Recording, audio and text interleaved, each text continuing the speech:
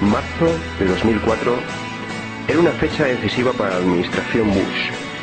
Se cumplía un año de la invasión de Irak y casi 3 de la guerra en Afganistán, siendo el rechazo a las mismas más amplio que nunca por parte de la opinión pública internacional. Las pruebas que vinculaban a Saddam Hussein con Al-Qaeda se desvanecían. Las acusaciones de que Saddam estaba construyendo armas de destrucción masiva se convertían en infundadas, y la cifra de soldados abatidos por la resistencia iraquí y afgana crecía de forma vertiginosa. Por otra parte, las elecciones presidenciales se acercaban y la popularidad de Bush había caído por los suelos. Exactamente, se encontraba 10 puntos por debajo de su rival, el demócrata John Kerry.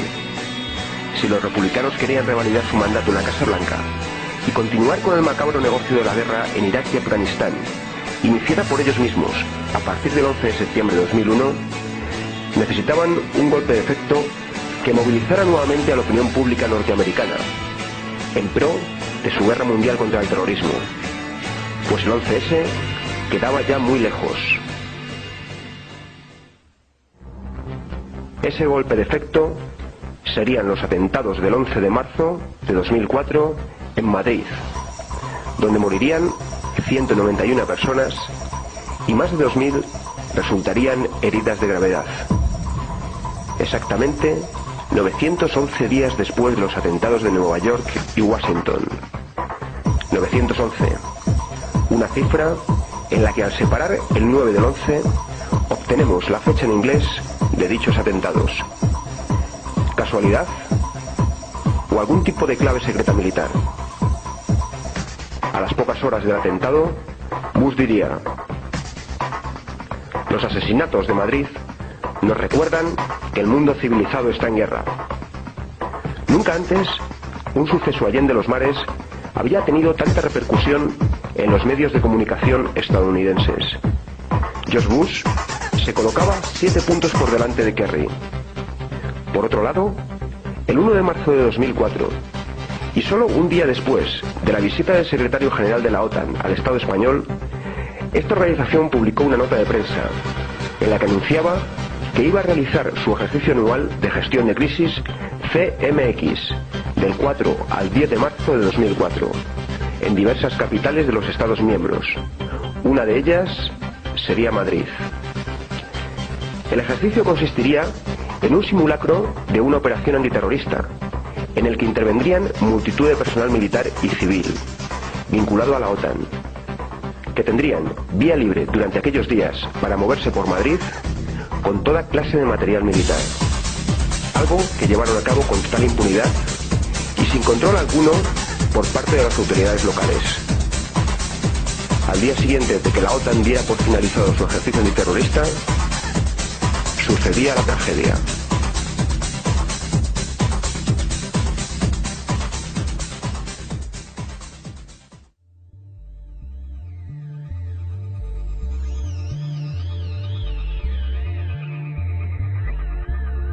Lo primero que sorprende a la hora de referirnos a los supuestos autores de los atentados del 11 de marzo es que aún no tenemos ni una sola imagen de ellos el día de los hechos en las diferentes estaciones de metro, a pesar de contar estas con multitud de cámaras de seguridad.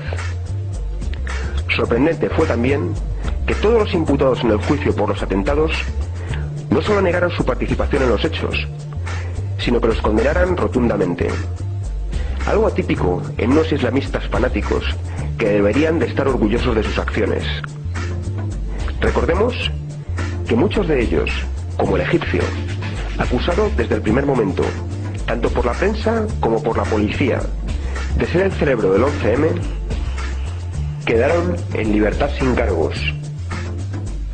Pero para entender esto un poco mejor, conozcamos a los supuestos autores.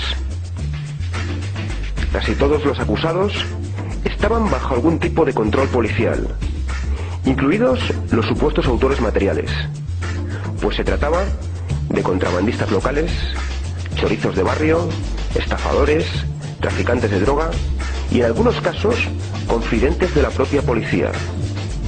Unos integristas un tanto atípicos que habían sido vistos en muchas ocasiones frecuentando prostíbulos. Estos poco castos terroristas, que carecían de todo tipo de experiencia previa en estas lides, según la versión oficial, fueron capaces de cometer el atentado más mortífero en la historia de Europa, llevando a cabo todos los preparativos con precisión milimétrica, sin un solo descuido y sin ser descubiertos por la policía, a pesar del impresionante despliegue policial ordenado días antes por el gobierno Aznar, el mayor en la historia de España, debido al riesgo de un posible atentado ante la cercanía de las elecciones generales. Es llamativo que fueran tan habilidosos en los preparativos y en la ejecución de los atentados y tan inoperantes tras ellos, dejando multitud de pruebas incriminatorias. Unas pruebas que conducirían a la localización de los supuestos autores materiales en el piso de Leganés. La policía ya tenía sus cabezas de turco, unos mafiosetes del 3 al cuarto que a nadie importaban y a nadie importarían.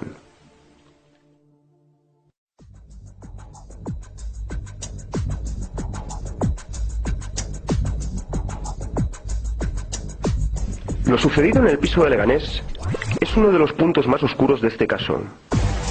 Un piso que tras la explosión nos mostraría unas paredes blancas sin rastro de sangre.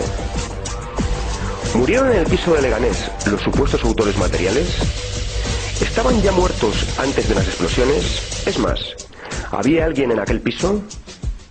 Hasta la fecha, no se ha mostrado a la opinión pública ni una sola prueba que demuestre que los terroristas murieron como consecuencia de la explosión. Con la desaparición de estos, desaparecía la posibilidad de que pudieran defenderse de los cargos que se les imputaban. Algo muy similar le sucedió a Harry Lee Oswald, el asesino oficial de Kennedy, que murió cuando se dirigía a prestar declaración ante el juez a manos de un pistolero a sueldo de la CIA. Según la versión oficial, los terroristas se inmolaron una vez el piso había sido desalojado y al sentirse acorralados por los geos. Una versión que nos despierta múltiples interrogantes.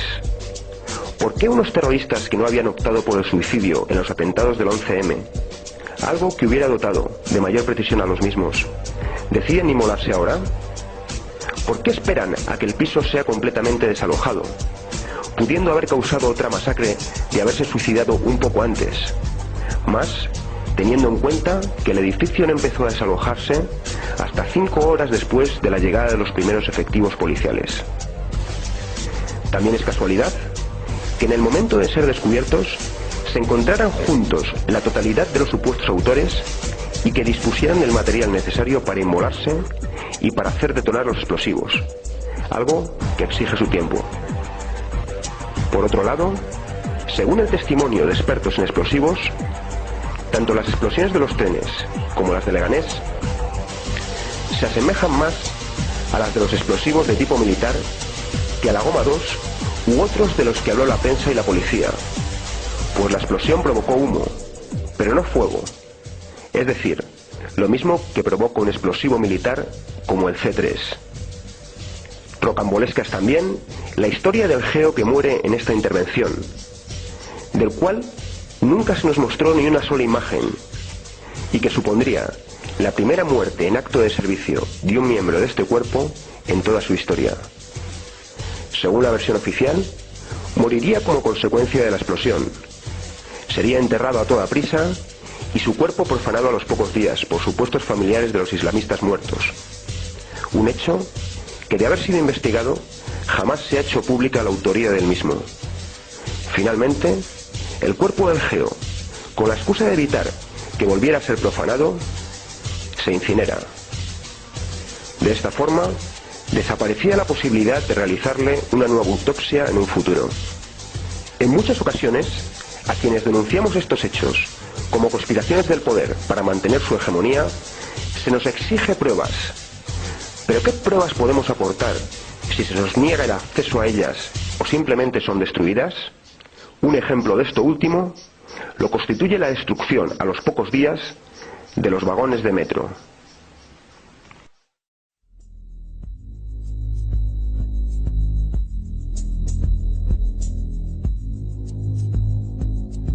Según un reciente documento de la Audiencia Nacional emitido a petición de algunos familiares de las víctimas, los vagones que estallaron como consecuencia de los explosivos y los que resultaron dañados por los mismos, así como los raíles sobre los que estos se encontraban, fueron mandados destruir por Renfe apenas 2 días después de la tragedia. ¿Cómo es posible que se destruyan con tanta celeridad las pruebas más importantes de un crimen tan atroz como fue este, antes incluso de haberse celebrado ningún tipo de juicio? Tenían miedo a que se demostrara que el tipo de explosivos y su número, así como la forma de ejecutar el atentado, no coincidiera con la versión oficial, repetida hasta el hartazgo por los medios de comunicación del sistema. Una historia que entra en contradicción con el propio sentido común. Pues ¿cómo es posible que varias mochilas pudieran ser dejadas y permanecieran debajo de los asientos de los trenes, en plena hora punta, con los vagones atestados de gente, durante varios minutos, sin que nadie se preocupara por el contenido de las mismas, que algún amigo de lo ajeno quisiera apropiarse de ellas, o sencillamente que una persona amable apercibiera al dueño de la mochila del hecho de que se la estaba dejando olvidada? Por el contrario, los terroristas tuvieron la suerte de que las mochilas permanecieron debajo de los asientos hasta el final, sin que se produjera ninguno de los anteriores supuestos. Es más, serían tan afortunados que ni una sola cámara de seguridad de las miles que hay en las estaciones recogería ni uno solo de sus movimientos. Según la policía, fue descubierta alguna mochila que no llegó a explotar, con explosivos y un detonador bajo los asientos. Unas pruebas que coincidirían con las halladas en la furgoneta abandonada a las afueras de la estación donde tomaron los trenes, y en la cual, casualmente, de nuevo la casualidad, había varias cintas con versículos del Corán que pertenecían a estos atípicos integristas que traficaban con droga, robaban móviles e iban a prostíbulos. Todo esto sirvió para crear el mito de las mochilas bomba debajo de los asientos, un mito que la prensa oficial se encargó de reproducir a las pocas horas. Por otro lado, existen testimonios que afirman haber oído más de una explosión en un solo vagón, e incluso explosiones fuera de los vagones. ¿Cómo se explica entonces la versión oficial, según la cual solo se introdujo una mochila bomba en cada vagón? Tres explosiones. ¿Qué iba a hacer el tren? ¿Ha sido dentro del tren o ha sido en la vía? Fuera, nos habían puesto algo en la vía. ¿Y qué ha sucedido? Se nos ha dicho que en la estación de Atocha solo hubo 3 explosiones. En las imágenes ya se había producido al menos una. A continuación, se produciría la segunda, por lo que después de esta solo quedaba una. Juzguen ustedes si en las siguientes imágenes ven una o varias explosiones.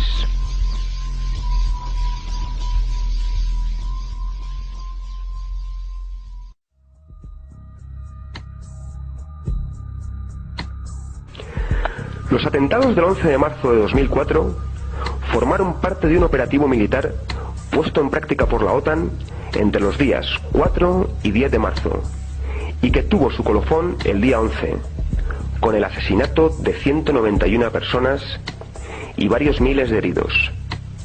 El objetivo de este atentado era presionar a los Estados europeos, y especialmente a Francia y Alemania, para que se implicaran con mayor decisión en la guerra yanquisionista en Oriente Medio, algo que consiguieron. Por otro lado, la administración Bush fue otro de los grandes beneficiados, al revalidar su mandato al frente de la Casa Blanca por otros 4 años más, tras vencer en las elecciones celebradas ese mismo año. Pero sin duda alguna, los grandes beneficiados serían los propietarios de la industria armamentística, al aumentarse el presupuesto destinado a gastos militares en todo el mundo. También los grandes magnates del petróleo fueron grandes beneficiados, pues vieron cómo se reforzaba la presencia militar en Irak y Afganistán con la excusa de la lucha contra el terrorismo, pudiendo de esta forma saquear el petróleo y otras riquezas naturales de ambos pueblos con más tranquilidad. Sin duda, los más perjudicados serían de nuevo los pueblos de Oriente Medio, que padecerían un recrudecimiento de la barbarie imperialista por parte del integrismo occidental. El pueblo de Madrid sufrió la pérdida de 191 vidas y de cientos de mutilados de por vida, al igual que veía, como el resto de los pueblos del mundo, cómo se iban incrementando la vigilancia, el control y la represión sobre la ciudadanía. Por otra parte, la ascensión del PSOE al poder en nada perjudicó los intereses imperialistas. La retirada de las tropas españolas en Irak, unas tropas que tenían una pura presencia testimonial, se vio compensada de sobra con el redoblamiento de los efectivos en Afganistán, así como de las tropas desplazadas en el Congo o Haití, y la posterior colaboración en la intervención del Líbano. De todos modos, España nunca dejó de participar en la guerra de Irak, haciéndolo de una forma encubierta de diferentes maneras. Formación de policía del gobierno títere iraquí, permitiendo el aterrizaje en territorio español de los famosos vuelos de la CIA, o colaborando en los interrogatorios de presos en Guantánamo. Con la victoria del PSOE, la oligarquía española daba un lavado de cara a su farsa democrática, sustituyendo a un desgastadísimo Partido Popular tras 8 años en el poder. Aznar tampoco salía tan mal parado. Después de 2 legislaturas, había decidido no volver a presentarse como candidato, con lo que la victoria de Zapatero en nada perjudicaba sus intereses particulares. Él ya tenía planificado su futuro. A los pocos meses, empezó a recorrer los Estados Unidos y otros lugares del mundo agitando la islamofobia, favoreciendo así los intereses de los promotores de la guerra en Oriente Medio. Entre ellos, el magnate de los medios de comunicación y propietario de la nazifascista cadena Fox, Rupert Murdoch, del que más tarde se convertiría en asesor. Probablemente la reunión de las Azores sirvió para ultimar estos y otros detalles, como el posterior 7J en Londres.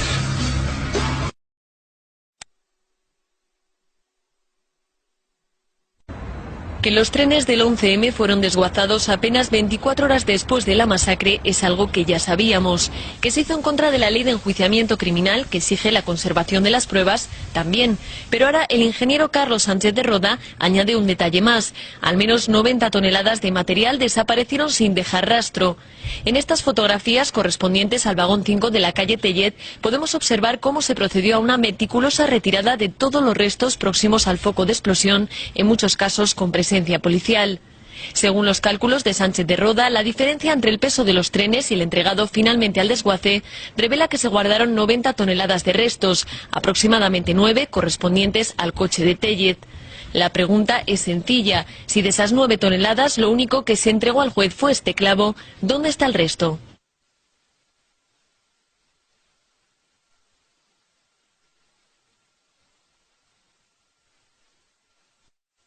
Ambos han confirmado que efectivamente la práctica habitual era entregar los vestigios que se recogen en un atentado, entregarlos siempre a la policía científica para que se haga cargo y los analice, ¿no? Que es lo que no ocurrió en el 11M, ¿no? Las 2 declaraciones de este viernes han vuelto a rebatir la versión del que fuera jefe de los TEDx en el momento de la masacre. Los testigos de hoy fundamentalmente han servido para comparar lo que se hacía habitualmente con lo que hizo Sánchez Manzano en el 11M, que es muy diferente, ¿no? Durante su declaración, el exsubdirector general de la Policía Nacional, Pedro Díaz Pintado, ha confirmado que nunca se eliminan restos de la escena de un crimen sin autorización judicial.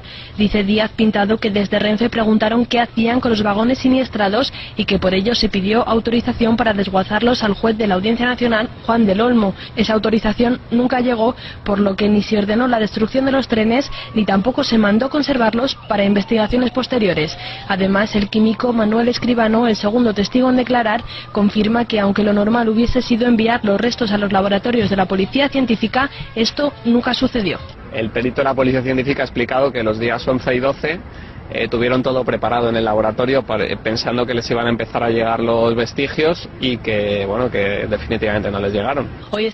Un juzgado de Madrid ha admitido a trámite la querella de la Asociación de Ayuda a las Víctimas del 11M contra el antiguo responsable de los TEDx. Esta decisión se produce solo 5 días después de que se presentara la querella criminal con una rapidez a la que no nos tiene muy acostumbrados, Nieves, la justicia española. Buenas noches. Buenas noches, Dieter. El juez entiende que los hechos denunciados pueden ser constitutivos de delito. La querella criminal se interpuso contra el excomisario Juan Jesús Sánchez Manzano y la perito química de los TEDx como presuntos autores de los delitos de omisión del deber de perseguir delitos, de encubrimiento por ocultación de pruebas y de falso testimonio. Ambos han sido citados para el próximo 10 de agosto y se ha fijado para el próximo 1 de septiembre una ronda de declaraciones de testigos.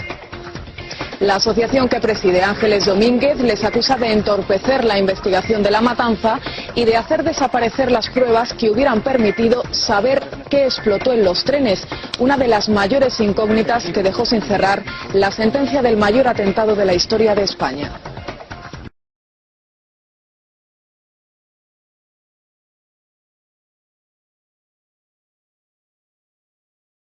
Cuando en el juicio del 11M el tribunal ordena que lo que no hizo la policía científica en marzo de 2004 lo tenga que hacer en febrero de 2007, llegan tan solo 23 muestras. 23 muestras, estamos hablando de 12 focos, 2 de ellos controlados, no llega ni a 2 muestras por foco de explosión. Hay un foco de Tellez del que llega un clavo.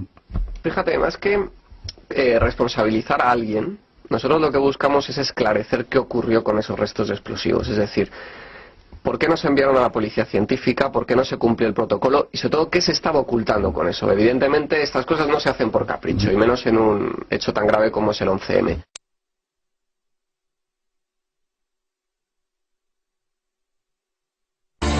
7 de julio de 2009, la Asociación de Ayuda a las Víctimas del 11M se querella contra el exresponsable de los TEDx, Juan Jesús Sánchez Manzano.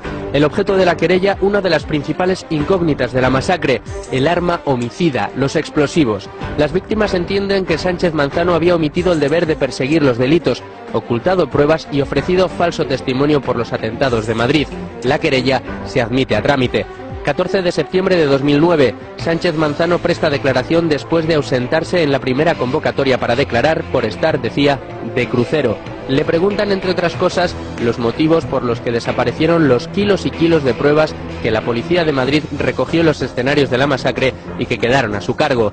16 de septiembre de 2009, Sánchez Manzano recibe un fuerte revés judicial al rechazarse la querella que interpuso contra el diario El Mundo y Federico Jiménez Los Santos por intromisión del derecho al honor. En su auto, el juez no solo absuelve a Jiménez Los Santos, Pedro J. Ramírez, García Abadillo o Fernando Mújica, sino que también alaba el celo profesional de los periodistas sobre la trama de explosivos del 11M.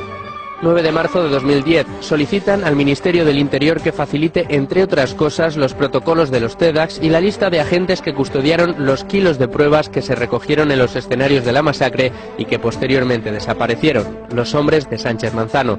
Interior tarda un año en responder y trata sin éxito de que se le exima de entregar dichos documentos. Decía el departamento de Rubalcaba que era secreto, pese a que Manzano había facilitado ya los protocolos en su malograda querella contra El Mundo y Jiménez Los Santos. 2 de marzo de 2011, un año después de solicitar los documentos, Interior entrega únicamente el protocolo. El juzgado da un ultimátum a Interior para que en 10 días entregue los documentos que faltan, es decir, la lista de agentes y la llamada Circular 50 con el reglamento de actuación en caso de atentado terrorista. 4 de marzo de 2011, El Mundo hace público el ultimátum del juzgado del departamento de Rubalcaba. Interior emite un comunicado negándolo todo. Un día después, El Mundo pone negro sobre blanco las mentiras del departamento de Pérez Rubalcaba en el caso Sánchez Manzano y la ocultación de pruebas, publicando el documento del juzgado. 10 de marzo de 2011, Sánchez Manzano solicita que se le juzgue por colaboración con banda armada para que el caso pase a la Audiencia Nacional. 11 de marzo de 2011, comienzan a prestar declaración los TEDx que se llevaron los kilos de pruebas recogidas en los focos de los trenes y que finalmente desaparecieron. Hombre, la unidad TEDx es la unidad más protocolarizada del Cuerpo Nacional de Policía, ya que tiene una formación específica y expresa con respecto a la formación, evidentemente, en artefactos explosivos. Y el protocolo dice, el protocolo que no quieren darle a la asociación de víctimas, dice que la unidad en la cual se desarrolla la crisis que se produce el explosivo será responsable de actuar ante esa crisis, investigar y llevar hasta último momento esa investigación. Este señor se salta el protocolo y manda a un mando suyo a cargo de cada foco para que investigue, para que le diga de primera mano lo que hay por encima de la unidad de Madrid, que la cual es la única unidad operativa, y la unidad central, que es la que manda Manzano, es una unidad técnica que simplemente debe de intervenir cuando sea requerido o sea pedida la solicitud de ayuda por parte de la unidad donde se produzca el explosivo. Esto no pasa nunca en Madrid, que pida ayuda a la unidad central, y este señor, le digo, manda a su gente por encima de la unidad de Madrid. La unidad de Madrid trabaja mucho, como ha dicho de Pablo antes, y muy bien. Pero luego, por ejemplo, él tiene un asesor personal que va en todos los focos y es el que mandan a cargo del foco de Atocha, en la cual está el jefe de la unidad de TEDAS de Madrid, un inspector jefe que es el que recoge las pruebas y el que en un coche se las lleva a la unidad central. Este señor ni ha sido citado cuando se citó hace un año, ni ha sido citado ahora, ni hoy, ni el lunes. Ha desaparecido por Birli Birloque del... ¿Cómo puede desaparecer una persona que, por lo que estás diciendo, independientemente de que nos quieras decir el nombre o no, está identificada? Está identificada, muy identificada. Ya le he dicho al señor abogado que pregunte el lunes nombre y apellidos a quien corresponda de la unidad central. Ahora está fuera, está en una empresa petrolífera española, pero que le diga, porque este señor fue el que se llevó las pruebas de Atocha, ese señor fue el que estuvo en todos los puntos, en todos los focos, asesorando a Manzano y no figura en ningún lado. En una empresa petrolífera, supongo que con un cargo directivo. Claro. Es decir, que está cobrando bien. Bien. Vale, o sea que podríamos incluso interpretar que ha sido premiado. Evidentemente, es una empresa del Estado, con lo cual ha sido muy bien premiado. Pero ya digo que le cité, porque nosotros los policías somos los que estamos deseando que se investigue si cada quien ha sido.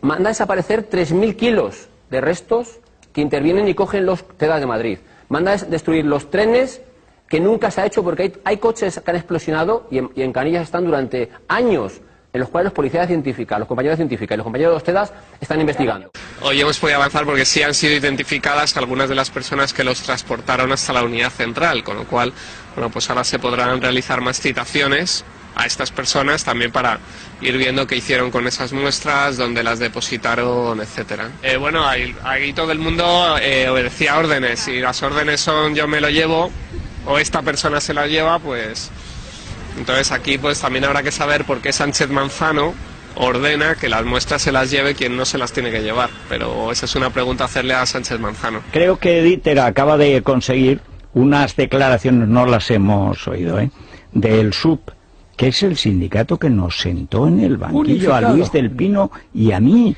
por haber dicho de Sánchez Manzano lo que ahora dicen en la querella que han presentado contra él. Antes iban juntos, con el mismo abogado, Fuster Fabra, abogado del general Galindo, creo que abogado también de uno de los implicados del caso Faisán, abogado y coordinador de toda la estrategia para machacar a los medios desafectos y desagradables. Tres, no ha habido más, que hemos estado empeñados en averiguar el 11M. ¿Y qué dicen los del sur? Sí, contra el inspector Sánchez Manzano. Pero relacionada contra este señor Sánchez Manzano, ¿pero derivada del 11M o al margen del 11M? No, derivada del 11M, es decir, estamos personados en la querella. Y concretamente acusan de... No, nosotros lo que estamos es colaborando con esa asociación de víctimas que ha interpuesto la querella. Van también con la asociación. ¿Cree usted que está obstruyendo o obstaculizando, mejor dicho, el Ministerio del Interior, la labor de una juez, en este caso Corocillán, que quiere seguir investigando el papel de los TEDAS y concretamente del señor Sánchez Manzano, aquel 11M? La obligación de cualquier ciudadano, y más si hablamos de poderes públicos, y en este caso del Gobierno, es colaborar con la justicia. Es decir, si cualquier ciudadano está obligado de forma normal a colaborar con esa justicia, más los poderes públicos, ¿no? Esa es una máxima que está ahí, que desde luego debemos de poner de manifiesto. Por las actuaciones que estamos viendo, sí que es verdad que se está, no sé si obstaculizando, pero desde luego no se está colaborando lo que se debiera colaborar con la jueza que está investigando este asunto.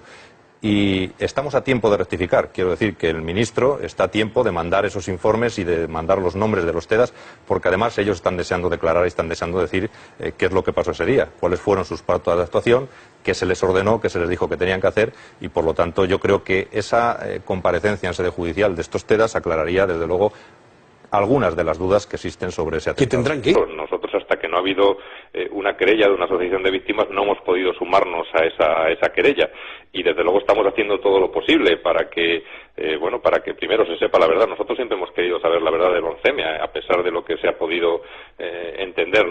Sin duda, no es que lo creamos, es que lo afirmamos y por eso estamos personados en esa causa. Porque además son los propios TEDAS los que ya han declarado en el juzgado, los TEDAS que han tenido oportunidad de ir y que se les ha citado en ese juzgado, los que han declarado que efectivamente recibieron instrucciones ese día que no se ajustaban al protocolo, cosa que estaban ya acostumbrados a hacer en ocasiones anteriores y que, bueno, que eso ha llevado pues a lo que llevó, ¿no? Pues a la desaparición o presunta desaparición de pruebas y, bueno, a los delitos por los que se acusa ahora mismo a Sánchez Manzano, que son demasiado graves, ¿no? La Unión de Oficiales de la Guardia Civil se persona como acusación en el proceso abierto contra Sánchez Manzano. La juez que instruye la causa ha dado otro ultimátum a Interior para que identifique a otros 3 agentes que estuvieron en el equipo del que fuera jefe de los TEDAX. 11M. El TEDAX clave en el traslado de los restos del 11M dice que él no estaba. También es una información que encontramos en el diario El Mundo. Todos los agentes de la Brigada de Madrid lo señalaron, 5 concretamente, como el hombre de Manzano en la estación de Atocha. Él asegura que no salió de la unidad central ese día. Es la información que podemos encontrar hoy también en este diario. Es que si lo admite, ya es un delito tremendo. El mismo delito que Sánchez Manzano, que está en el banquillo.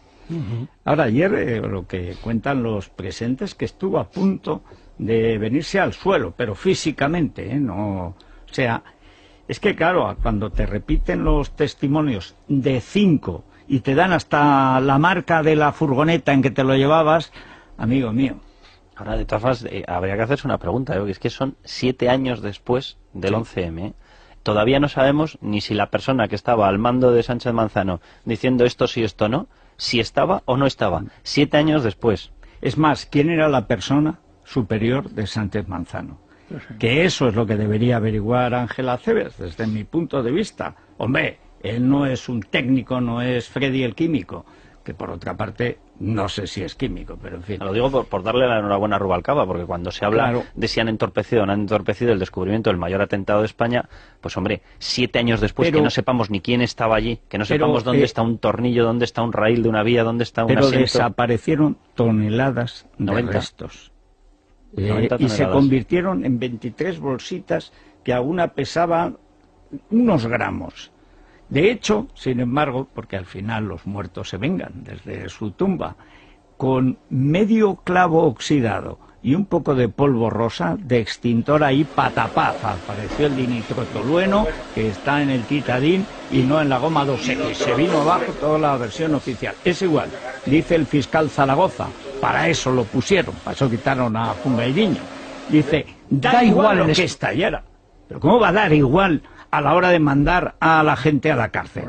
Que lo que ¿Cuál es el arma del crimen? El que da igual, la otra que vale ya. Exacto. Y la realidad es, explíquenme el móvil, porque hay un móvil en la destrucción de las pruebas no se volatilizan por sí solas. El móvil para la destrucción de las pruebas. Eso es claramente dificultar la acción de la justicia. No, y enmascarar el crimen. Claro, es que no puede ser que todo, lo estábamos hablando antes a micrófono cerrado, que todo se construya en base a la mentira. La Fiscalía ha pedido a la Audiencia de Madrid que no archive la querella contra el que fuera jefe de los TEDAX durante el 11M, Juan Jesús Sánchez Manzano, por su actuación en la recogida de las muestras tras la masacre. En un extenso informe, el Ministerio Público cree que hubo pruebas de los atentados que desaparecieron de las instalaciones de los TEDAX sin que nadie dé razón de su destino.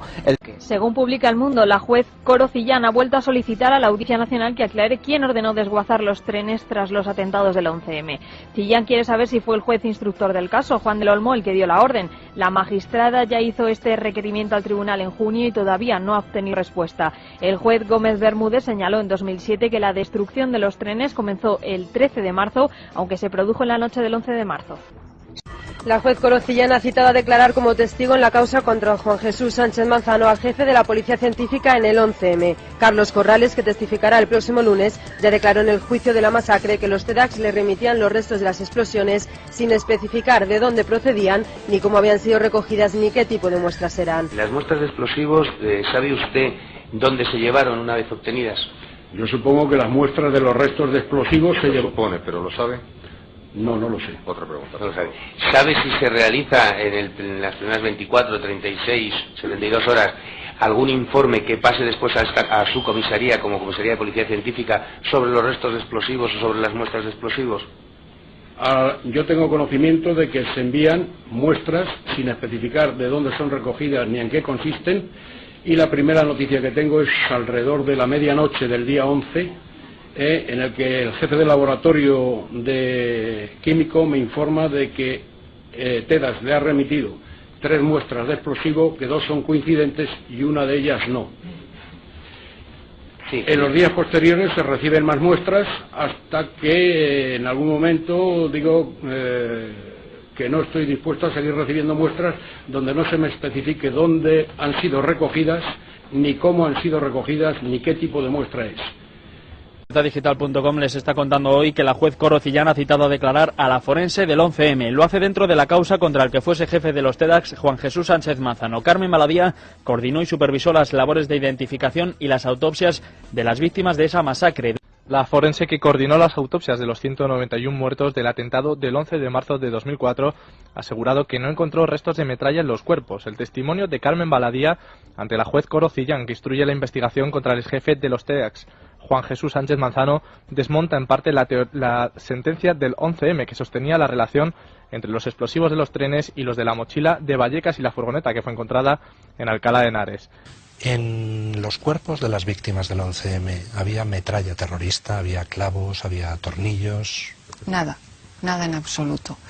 De los 191 cuerpos, solamente creo que en uno se encontró un fragmento metálico que debía de ser lógicamente de los trenes, pero ni clavos, ni tuercas, ni tornillos. No había metralla entre nuestros 191 muertos. Cillán cita a directivos de Renfe para aclarar quién mandó destruir los trenes. Un directivo de Renfe declara que le dieron la orden a las 11 de la mañana del 11M de destruir los trenes. Renfe sí que conservó uno de los vagones donde no estalló una bomba el 11M. Un directivo de Renfe declara que le dieron la orden a las 11 de la mañana del 11M de destruir los trenes. Lo declaró ayer ante la juez Coro Cillán, que instruye la causa por falsificación de pruebas contra el que fuera jefe de los TEDAX durante la masacre, Juan Jesús Sánchez Manzano. Según su testimonio, fue el director general de mantenimiento integral de Renfe, Ángel Olaiz, quien el día de la masacre le llamó a las 11 de la mañana para pedirle que Enfesa, filial de Renfe, retirase el tren de Tellez. 3 horas más tarde, a las 2, este directivo comunicó a su superior que se podía llevar a cabo el trabajo. Entonces le comunicaron que lo prioritario era la celeridad, que había que despejar las vías y esperar la autorización del juez Juan del Olmo. A las 4 de la tarde volvieron a hablar y su superior le dijo que ya existía la autorización. El desguace y retirada comenzó a las 6 de la tarde del día siguiente. En primer lugar, los restos de los trenes en tiempo récord, y en segundo lugar no entiende el trabajo del juez del Olmo, al que llamará, dicen, a declarar. Alberto Lardíez, buenas tardes. Muy buenas tardes, Pilar. Ya hace bastante tiempo que la juez Coro Cillán cogió este complicado toro por los cuernos, el 11M, y quiere llegar hasta el final, quiere conocer todos los detalles, todas las incógnitas aún por resolver de esos terribles atentados. Y por eso lo último que ha hecho Cillán ha sido admitir a trámite una petición del sindicato Manos Limpias para que declaren en la causa tanto el juez Juan del Olmo como la fiscal Olga Sánchez, que se encargaron de juzgar el tema del 11M en la Audiencia Nacional. La jueza Coro Cillán molesta tanto que, tal y como vuelve a revelar en exclusiva la Gaceta, continúa existiendo una trama para conseguir apartar a la magistrada de la carrera judicial. Pero a pesar de lo ya demostrado, la jueza encargada de la instrucción del sumario del 11M, y que aún mantiene vivo el caso, no desiste en su objetivo de resolver todas las incógnitas que quedan en el aire sobre el mayor atentado que ha sufrido España y Europa. Las revelaciones del diario del Grupo Intereconomía demuestran cómo 2 letrados admiten en varias conversaciones de correo electrónico estar llevando a cabo un proceso de desestabilización hacia Cillán. Según fuentes judiciales, el asunto con el que aparece relacionada la conversación, el cierre de la discoteca MoMA, carece de importancia suficiente para justificar un proceso de expulsión de la carrera judicial. Es por esto que todo hace suponer que el acoso y derribo hacia Coro Cillán tenga más que ver con otras diligencias que lleva la magistrada, como la del 11M. En la conversación, uno de los letrados dice explícitamente: llámame para que te cuente cómo va el proceso de desestabilización de la juez. El contenido literal de estos emails está en la documentación que posee el Juzgado de Instrucción número 19 de Madrid. Coro Cillán, titular del Juzgado de Instrucción número 43 de Madrid, está investigando la presunta destrucción de pruebas inmediatamente después del atentado terrorista a cargo del jefe de los TEDAX, Juan Jesús Sánchez Manzano.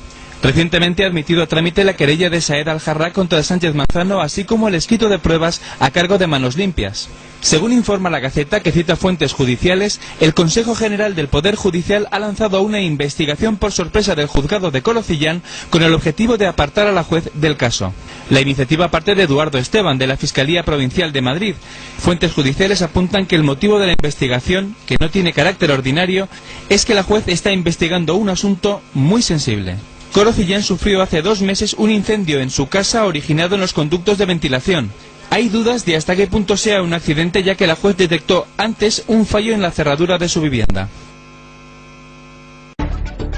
La Audiencia Nacional ha ordenado el archivo definitivo de la causa abierta contra el comisario y exjefe de los TEDx, Juan Jesús Sánchez Manzano. La juez Corocillán, encargada de instruir la demanda presentada por la Asociación de Ayuda a las Víctimas del 11M, le imputaba por los delitos de falso testimonio, omisión del deber de perseguir delitos y encubrimiento a raíz de la querella. Ahora los magistrados de la audiencia defienden que la actuación del artificiero en los atentados de Madrid es cosa juzgada.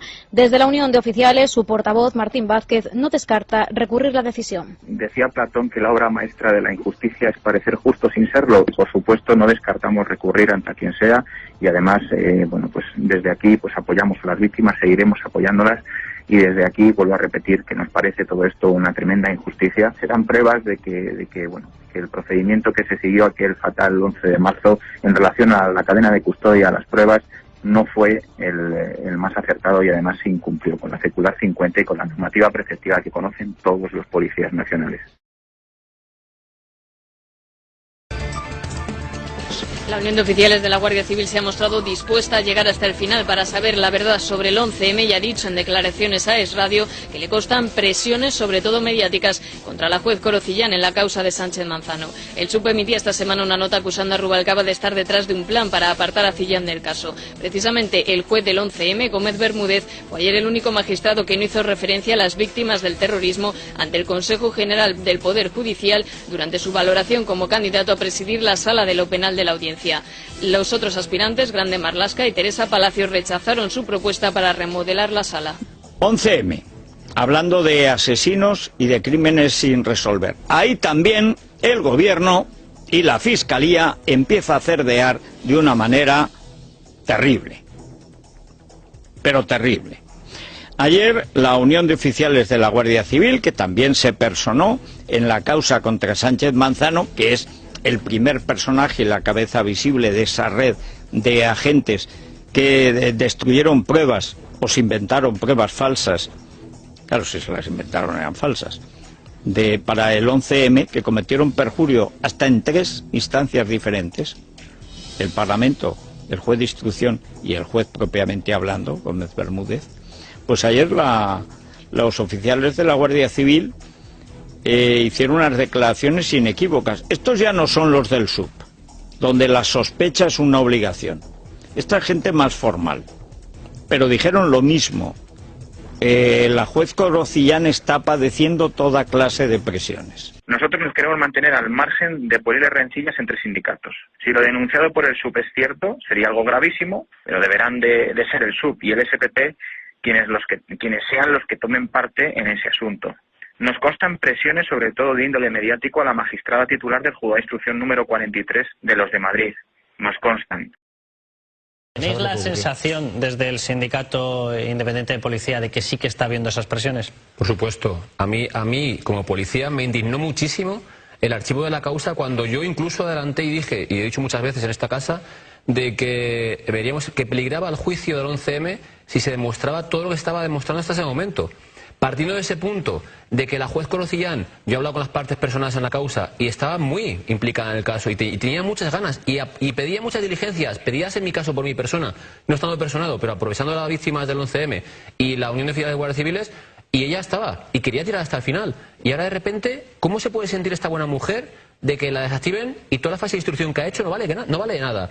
El secretario general del SPP, Carlos, que es su afiliado, el señor Sánchez Manzano, presumió a voz en grito de que el señor Rubalcaba le había llamado, él mismo presumía que había llamado para decir cómo podía desactivar, cómo podía recusar a la juez Corocillán. Ahora, que le expliquen judicialmente qué le dijo el señor Rubalcaba y qué es lo que dijo él, porque digo que el secretario general del SUC, como bien has comentado, se lo dijo en persona y presumió de ello. Por tanto, yo digo que mal por su parte y que ahora digo que judicialmente le podían preguntar cómo lo dijo. Un país democrático no puede, si es verdaderamente democrático, aceptar que sobre un asunto muy grave haya alguna parte de la verdad que no sea desvelada. Pues nosotros, cuando lleguemos al gobierno, facilitaremos a los tribunales todos aquellos documentos o pruebas que estén en manos del gobierno de España y que hayan faltado en procedimientos anteriores. Le pregunto en concreto por las presuntas irregularidades en el marco del 11M. Me gustaría saber si el compromiso ahora en el gobierno también es seguir investigando en este sentido. Gracias. El gobierno debe colaborar con los procedimientos judiciales, especialmente algunos ministerios, y es nuestra voluntad colaborar con todos ellos. Hay alguno abierto sobre el tema que usted me planteaba, para que se conozca la verdad en todos los casos y se haga justicia, porque esa es la obligación de un gobierno, de cualquier ciudadano, pero de un gobierno más, colaborar con la administración de justicia. El Cuerpo Nacional de Policía, en cualquier caso judicial, pues lo que tiene siempre es la mejor predisposición para colaborar, para trabajar pues con la justicia, con la fiscalía, con los tribunales, para intentar el esclarecimiento de cualquier caso. Y en un atentado de esta naturaleza que costó tanto sufrimiento a la sociedad española, pues con mayor motivo. La Audiencia de Madrid archiva la causa contra Sánchez Manzano sin abordar si hubo destrucción de pruebas en el 11M, una decisión que se adopta además en contra del criterio del Ministerio Fiscal. La Sala se agarra al archivo por el Juzgado número 6 de Madrid en 2009 de una denuncia presentada por el partido extraparlamentario Alternativa Española, basada en el libro Titadine del perito químico Antonio Iglesias. 2 semanas después se presentó otra querella más detallada de la Asociación de Ayuda a las Víctimas del 11M, que sí prosperó y que ha permitido que 16 TEDx hayan calificado en sus testimonios de irregular la actuación del que fuera su superior cuando se produjo la masacre, Juan Jesús Sánchez Manzano. La decisión de la Audiencia de Madrid es recurrible ante el Tribunal Supremo. 8 años llevan toreando a las víctimas del 11M y vamos, yo creo que las víctimas del 11M deberían plantarse de una vez, porque el sistema de ir ahora a recursos, pues sí, se puede presentar recurso ante el Tribunal Supremo y a lo mejor pues dentro de 2 años pues se ve el recurso y dentro de 2 años pues se vuelve a archivar la causa contra Sánchez Manzano, porque bueno, pues para eso se pueden hacer unas llamaditas desde las instancias políticas oportunas. No sería la primera vez, ¿verdad?, que asistimos a sentencias aberrantes. Bueno, ¿qué vamos a hacer? ¿Seguir confiando en una justicia que ha demostrado que no pretende otra cosa, al menos en las instancias por las cuales se ha pasado, que cerrar todo lo relativo al 11M? ¿Se topan las víctimas, por fin, con una juez dispuesta a tirar de la manta y a llegar a donde haya que llegar, y no solo se emprende una campaña mediática infame contra esa juez, sino que en vista de que la juez no se achanta, entonces se recurre a argumentos absolutamente escandalosos para cerrarles a las víctimas del 11M una causa, basándose en que no sé quién presentó hace 2 años una querella contra Sánchez Manzano que ni siquiera llegó a durar 15 días porque la Audiencia Nacional la mandó a la papelera. Y le cierran a las víctimas la causa. ¿Pero de qué van estos señores? ¿Qué van a hacer ahora las víctimas? ¿Qué pueden hacer? ¿Qué es lo que les están diciendo? ¡Hala, recurran ustedes, sigan ustedes perdiendo el tiempo, vamos a torearlas un poquito más! No, no, a quien hay que pedirle responsabilidad en este momento es a quien tiene el gobierno. El Partido Popular tiene mayoría absoluta. El Partido Popular ocupa el Ministerio de Justicia. El Ministerio de Justicia tiene 2 vías legales distintas para reabrir la causa del 11M. El propio ministro puede instar a la Fiscalía del Tribunal Supremo para hacerlo, o bien el fiscal general del Estado puede también instar la reapertura. Utilícense esas vías. Dejen de torear a las víctimas del 11M. ¿O es que hay algo que les impida a ustedes, señores del Partido Popular, investigar la masacre de Madrid? ¿Qué fue exactamente esa masacre? ¿Qué hay tan sucio detrás del 11M que ni PP ni PSOE quieren meter la nariz en el asunto? ¿Nos quieren contar a los españoles quién eligió a 200 personas al azar 3 días antes de unas elecciones y las asesinó? ¿ETA? ¿Al-Qaeda? No me hagan reír. Si fueran ETA o Al-Qaeda, entonces no estaríamos en la situación en la que estamos, donde todos miran a otro lado. ¿Qué hay tan sucio detrás del 11M para que se estén ustedes comportando de forma tan miserable con las víctimas del 11M? ¿Me lo quieren contar?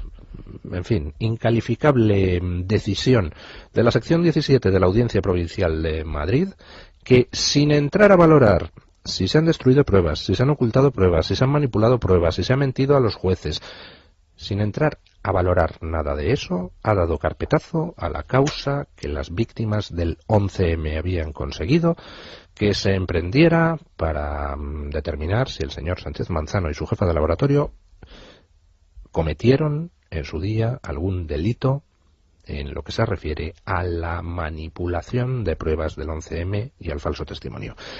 Tenemos que comenzar con la exclusiva hoy de Libertad Digital, probablemente la más importante en su década de existencia.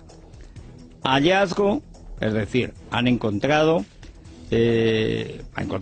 Libertad Digital, concretamente Luis del Pino, luego en la tertulia nos dirá cómo ha sido el hallazgo, uno de los focos de las explosiones del 11M. Se habían desguazado todos los trenes, excepto un vagón. Y ese vagón, por alguna razón extraña, que no lo sabemos, se renovó. Es decir, sobre la base del vagón se hizo otro nuevo, no sé cuál es la forma que se tienen de reparar vagones que habrían que tirar. Pero el caso es que no se desguazó. Y la parte del vagón que tiene el boquete del explosivo, pues se conservó. La han conservado la empresa Tafesa y hoy hay 8 fotos con todo detalle de dónde ha estado, de cuánto tiempo ha estado, de cómo durante casi 8 años va a hacer el día 11 del mes que viene, 8 años de la masacre. Nadie ha contado que esto existía.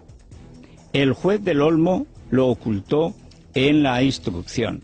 La fiscal Olga Sánchez, popularmente conocida como Valellá, pues tampoco ha dicho nada y ha sido ascendida. El que juzgó, el que hizo la sentencia del 11M, Gómez Bermúdez, no sabemos si lo sabía o no lo sabía. Desde luego los abogados de los inculpados nunca lo supieron.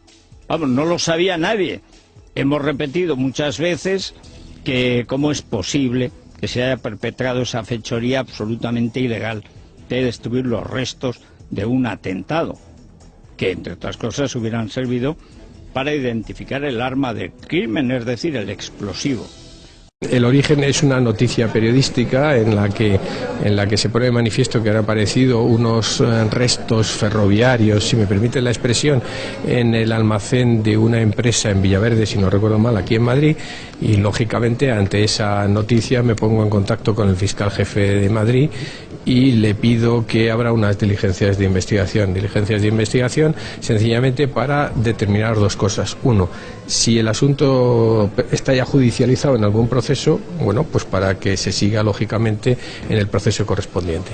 Si eso no fuera así, lógicamente que también que se determine la existencia de esos restos, que se identifiquen, que se adopten criterios respecto para su custodia de vida, y a continuación inmediatamente que se produzca, como es lógico, la judicialización de ese asunto para depurar si el hecho... La empresa que custodia el vagón del 11M denuncia un asalto a sus instalaciones. Según informa La Gaceta, hace una semana 2 individuos entraron en las instalaciones de la compañía ferroviaria Tafesa, subcontratada por Renfe, donde se encuentran los restos del vagón de la estación de Santa Eugenia, que desveló una exclusiva Libertad Digital. Un trabajador de la compañía ha informado a La Gaceta que los hechos se produjeron a las 12:30 de la madrugada del sábado 3 al domingo 4 de marzo y que los asaltantes tuvieron que romper las vallas del recinto para acceder a él. Este asegura además que no era en simples cacos, ya que se fueron directamente al cobertizo donde se encuentran los restos. Estando en el hangar fueron descubiertos y los dos hombres se dieron a la fuga con agilidad y dominio del lugar. También cuenta la Gaceta que la juez Corocillán, la instructora de la causa contra el ex jefe de los TEDx Sánchez Manzano, tendrá que declarar ante la Fiscalía de Madrid después de que el Consejo General del Poder Judicial le abriera diligencias por posibles faltas de disciplina en otras causas. Y entre tanto, el Partido Popular en la Asamblea de Madrid ha pedido que se investigue hasta el final el 11M. Lo hacía su diputado Luis Peral. El domingo 11 de marzo se cumplirán 8 años del asesinato de casi 200 personas que viajaban en medios de transporte público en la Comunidad de Madrid. Nunca podré olvidar las 200 bolsas negras en IFEMA que contenían los restos de aquellas víctimas del terrorismo. Ruego conste en acta mi deseo, compartido por muchos millones de españoles, de que estos atentados terroristas sean investigados hasta el final, durante todos los años que sean necesarios, hasta que se sepa toda la verdad. Muchas gracias. Ni la Fiscalía ni nadie va a reabrir el caso del 11M. Así lo ha puntualizado hoy el fiscal general del Estado, Eduardo Torres Dulce, quien ha subrayado que el sumario declaró unos hechos probados y estos son incontestables. Mire usted, yo vengo a un acto en el Consejo del Poder Judicial y por lo tanto no voy a hacer ninguna declaración específica totalmente. Lo único es que me reafirmo en lo que he dicho desde el primer momento, que el sumario del 11M declaró unos hechos probados y que esos hechos probados son incontestables. Por lo tanto, ni la Fiscalía General ni nadie va a reabrir el caso del 11M. Otra cosa es que se produzcan, como ya dije en su momento, algún tipo de denuncia que merece ser investigada, que no significa en modo alguno reabrir el caso, sino investigar los términos estrictos de esa denuncia y si los hechos están ya judicializados o no merecen ningún otro tipo de reproche, pues archivarlos, no hay absolutamente nada más. Yo creo varias cosas que no me quisiera marchar sin decir. La primera, estamos dándole vueltas a un señuelo, porque todos estamos de acuerdo en que se están descubriendo las mentiras flagrantes. Por tanto, si eso es mentira, no es la realidad ni la verdad. Entonces yo creo que aquí no se está jugando una partida de ajedrez. Sé que el juez ha hecho un guiño a los peones con gran acierto. No, se están jugando dos, en mi opinión. Dos partidas de ajedrez. Una partida de ajedrez es el atentado y otra partida de ajedrez es comienza en el minuto 1 después del atentado, cuando una serie de gente importante entrelazada y de mandos policiales se preocupan profundamente de crear una realidad virtual para convencer a una opinión pública de que los malos son estos. Eso es lo que ha dado lugar al juicio y ahora se está viendo que está basado en hechos que son absolutamente falsos. Por tanto, para mí hay dos partidas de ajedrez importantes. Yo puedo decir que un importante miembro del gobierno anterior me dijo por 2 veces y muy seriamente: habéis tenido suerte, tú has tenido suerte, Fernando, de quedarte en la cáscara del huevo, porque si hubieras entrado dentro de la cáscara hubieras durado vivo menos de 24 horas. Ministro importante del gobierno anterior. Yo pienso que la verdad se puede saber si cada uno de los policías que han mentido, no en el atentado. Yo no creo que ETA haya hecho el atentado y no creo que las fuerzas de seguridad tengan nada que ver con el atentado. Es más, no creo que ninguno de los juzgados y culpables tienen nada que ver con el atentado. Pero bien, eso es otra conversación. Lo que quiero decir es, todos los policías que han mentido en una pequeña cosa, bueno, pequeña, lo del teléfono no es tan pequeña, pero vamos, en un dato, si dijeran la verdad de por qué lo han hecho o quién les ha ordenado esa pequeña mentira, construiríamos un puzzle en el que desvelaríamos cuál es la verdadera trama del encubrimiento. Y la pregunta inevitable, ¿por qué se hace esta trama de encubrimiento si lo que se quiere saber es la verdad?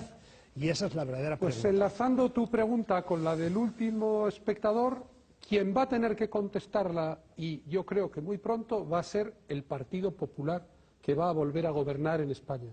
Y en el mismo momento en que vuelva a haber un presidente y un gobierno del Partido Popular, les recordaremos que los hechos sucedieron bajo su mandato y, por lo tanto, tienen una doble responsabilidad de intentar esclarecerlo. Y la mayor parte del encubrimiento policial.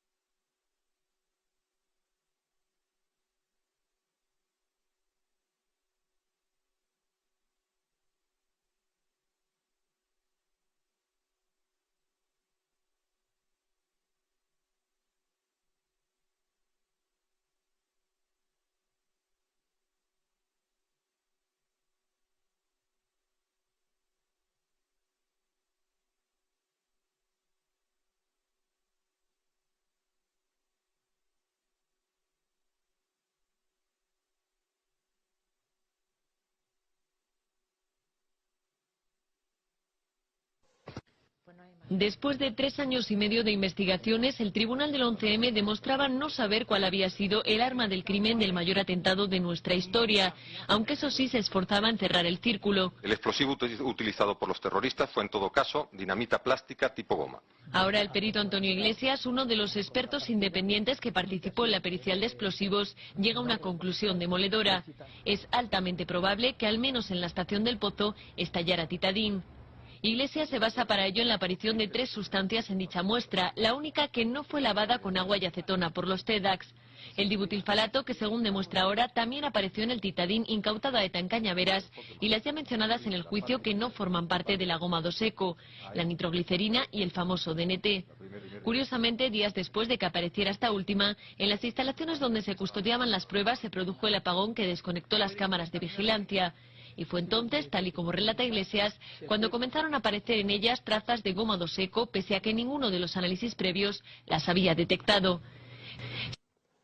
Yo acuso al mando de la Policía Científica, Alfonso Vega, jefe de la pericia ordenada por el Tribunal del 11M, de entorpecer la acción de la justicia al poner trabas al trabajo de sus compañeros y al alentar en su propio informe al Tribunal las más extravagantes teorías para tratar de justificar la aparición en los análisis de componentes químicos que echaban por tierra la versión oficial de los hechos. Es decir, entonces, claro, ¿qué se puede esperar de Alfonso Vega, que es un científico en la medida que él es perito también, yo creo que es químico también Vega, pero claro que está en esa gran contradicción entre la verdad que le indica su saber científico y las órdenes que recibe del despacho de al lado. Acabábamos de ver, Andrés y yo, el dinitrotolueno, ver, contrastar, repetir, cosa totalmente lógica, la trascendencia lo requería, y bueno, pues como él era el director de la pericia y habida cuenta de la importancia del hallazgo, Alfonso, mira lo que aparece aquí, este pico. ¿Y qué es este pico? Pues es DNT.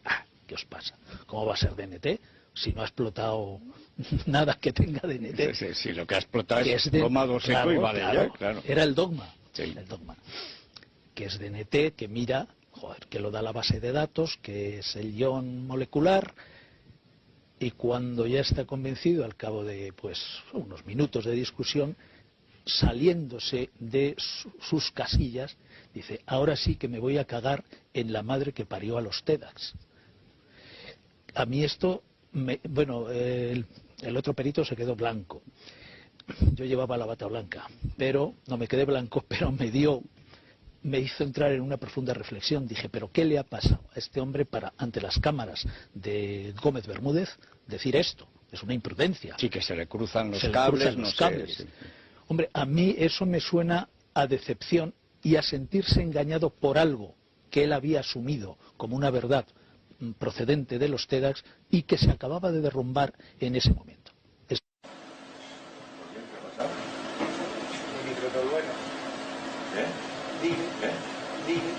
Dinitrotolueno.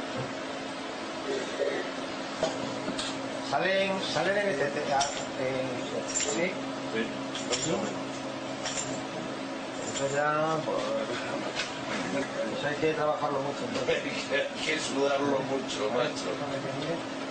Sí, sale, sí. Puede que haya otra carga explosiva. Y ya empiezo yo a empezar a dudar yo de peras. Y a cagarme en la madre de lo que más considero criticable de la sentencia, que acato con todo respeto, como no podía ser de otro modo, pero que critico como ciudadano libre, es que él afirma con una rotundidad demoledora que ha estallado goma doseco porque hay dibutileftalato. Bien, luego hemos descubierto en mi investigación que el dibutileftalato no es privativo de la goma doseco.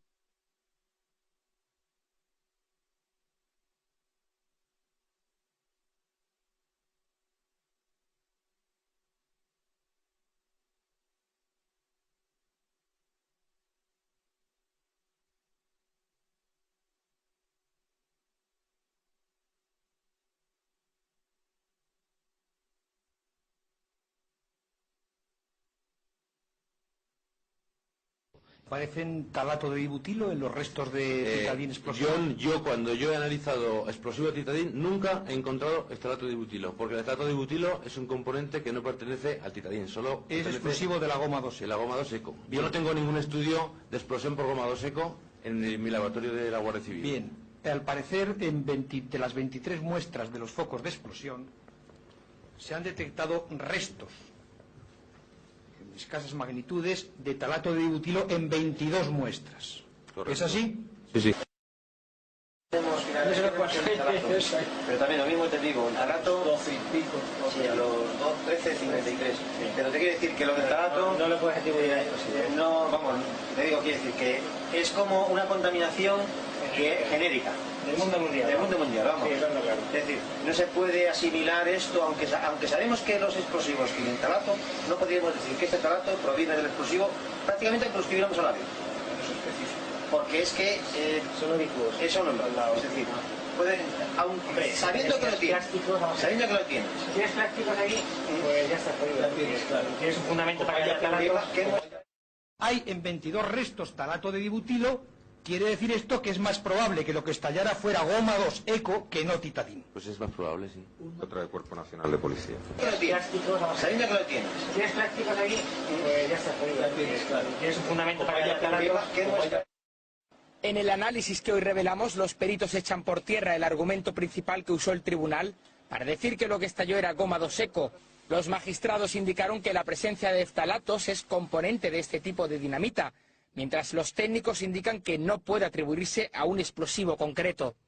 Gómez Bermúdez no solo no mostró estas pruebas durante la vista oral, sino que se negó a entregarlas a una de las partes hasta que finalmente, tras un recurso, aceptó aportarlas a la Asociación de Ayuda a las Víctimas del 11M, 3 años más tarde. Perito de la Guardia Civil, Carlos Atoche, y un perito independiente, Carlos Romero Batallán. Descubrieron el pico de la nitroglicerina y tanto en el caso del dinitrotolueno como en el de la nitroglicerina, pues hubo una querencia marcadísima a que en el primer caso había un error, en el segundo, pues que si no había un error había que contrastarlo con otras modificaciones dentro de la propia técnica analítica de cromatografía.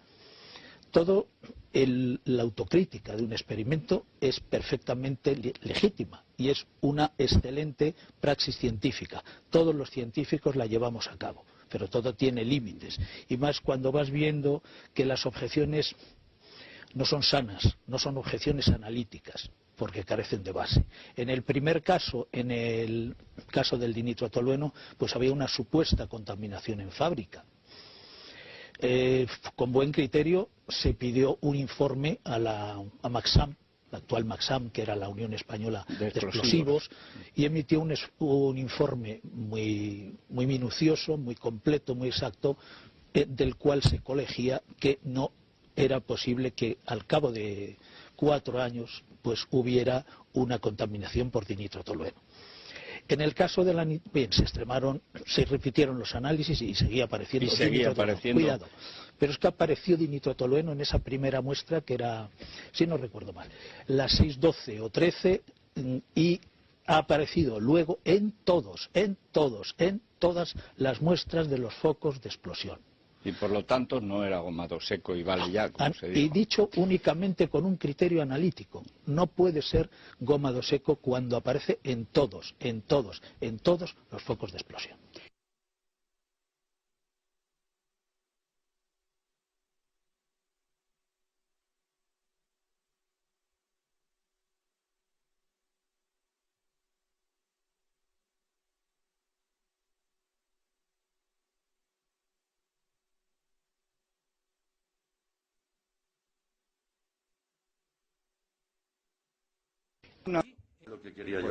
Mucha tensión la que se ha vivido esta mañana en el juicio del 11M. Una vez más hemos visto dos bandos claramente diferenciados. Por un lado, los peritos propuestos por las partes que hablan de un tipo de explosivo distinto a la goma 2 seco oficial.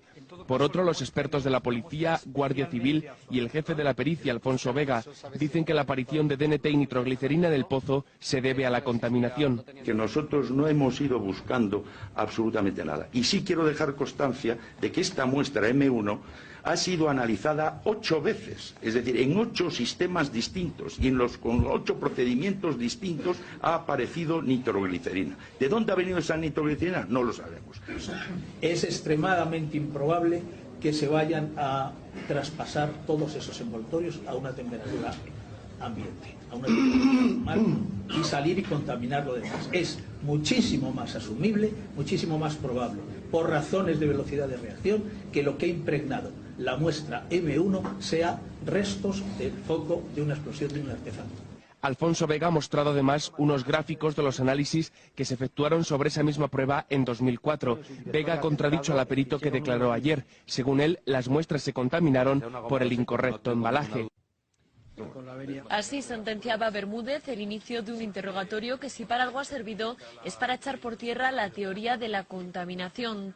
El momento más tenso llegaba cuando la jefa del laboratorio de los TEDx explicaba cómo guardaba las muestras en los armarios de su almacén. Evidentemente no se pueden tener miles de habitáculos estancos, asépticos, donde guardar miles de muestras durante 10 años, 12, 15, 20. Ya, pero ni estamos hablando de 10, ni de 12, ni de 15, ni de 20. Estamos hablando de 3 años y estamos hablando de un hecho muy concreto. Y el momento más curioso, después de que el perito se apuntase a la teoría de la contaminación para explicar la aparición de DNT y nitroglicerina, dos componentes que no forman parte del ahumado seco, pero sí del titadín habitualmente utilizado por ETA. La testigo insistía en defender la contaminación, en este caso por evaporación, pero esto era lo que sucedía cuando le preguntaban cómo estaban guardadas las muestras de los explosivos. Hay una bolsa que cierra una caja de cartón. En esa caja de cartón hay unas bolsas de plástico. Dentro de esas bolsas de plástico, unos sobres de papel normal. Y dentro de esos sobres existen varias bolsas, en algunos casos 2, en otros casos 3, una sobre otra, encintadas con cinta adhesiva, que guardan la sustancia explosiva. Bien, y con estas características es posible que se traslade o se traspase. Yo lo encierro en todo ese tipo de bolsas precisamente para evitarlo. Garantía nos... Y además de todas esas bolsas, el armario donde estaban, ¿verdad? Y el armario, donde solo estaban las muestras del 11M. Si contempláramos por un momento la posibilidad de la contaminación, es lógico pensar que no fuera la primera vez que algo así sucedía. Sin embargo... ¿Han existido precedentes de contaminación en el laboratorio? En los resultados que a mí me ha mandado el laboratorio nunca han sido extraños ni que se salieran de ningún parámetro normal. La sesión de tarde del juicio del 11M ha continuado con la polémica sobre si la presencia de nitroglicerina y DNT en los explosivos, dos sustancias que no forman parte del ahumado seco, se debe a la contaminación. El juez Gómez Bermúdez ha vuelto a insistir en que esta teoría es una mera hipótesis. Para la contaminación tiene que estar en algún sitio el DNT. Bien, ¿Dónde está el DNT? La hipótesis que se baraja por parte de este perito es que en el almacenamiento de las muestras existía algún explosivo que contuviera DNT y por mecanismos de absorción de estas muestras hacia...